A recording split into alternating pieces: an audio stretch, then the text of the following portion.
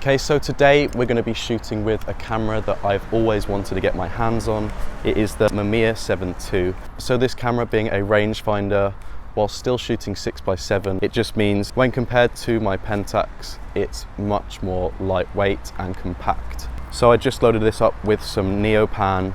We're going to go for a stroll and try the camera out, take some pictures, and I'm shooting with the 65mm f4.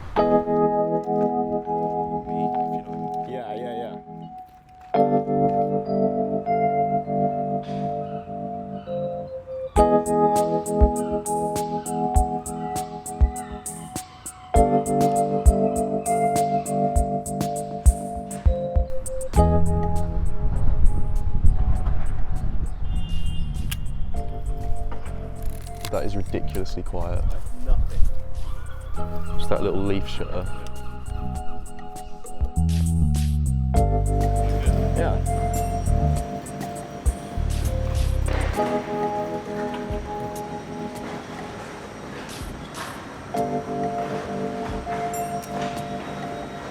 It's a good shot. Good shot, yeah.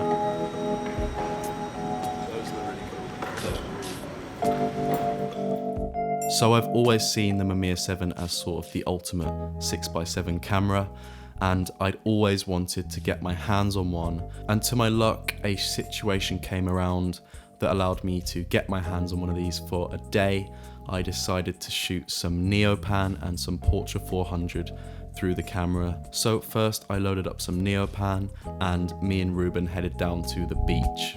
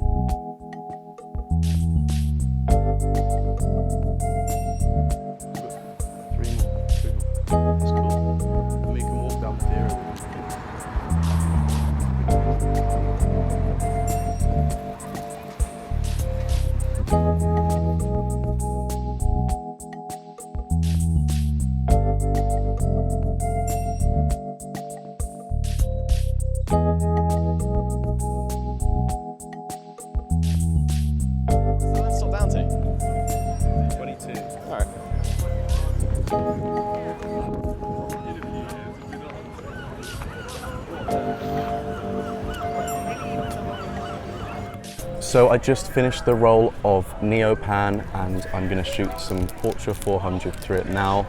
We've come down to the beach. I thought I'd take some photos here. I shot some photos here in the Mewtwo video, so you might recognize the area. It's just a lot of colors going on, and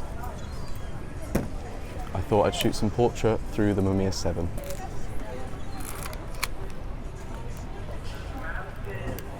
Are you sure it's done? Yeah. Oh, nice. Red one, yeah? So good. Cool thing about this camera specifically is that you can, this little cover that protects the lens when the back's open and you're loading your film. I think that's really cool. My Pentax doesn't have anything like that, but I guess it has a mirror in the way. Is it wire? It's so loud. Shoot something. Shiny Portra. Shiny Portra. Hate to see it. Shiny Portra. This camera is actually pretty easy to load, especially if you've used something like a Pentax 6.7 like I have. It's pretty straightforward.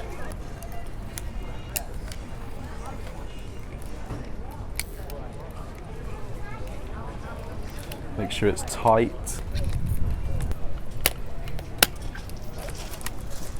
You're good to go.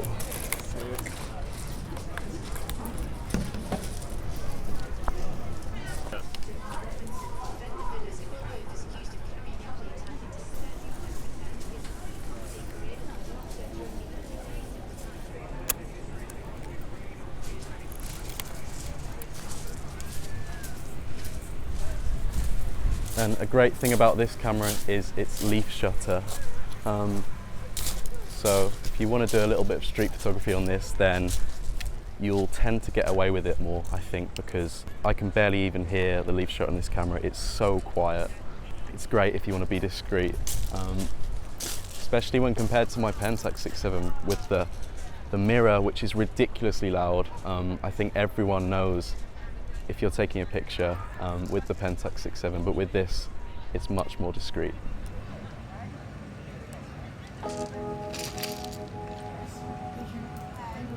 Just initially, how lightweight this camera is very impressive, seeing as it shoots medium format in 6x7.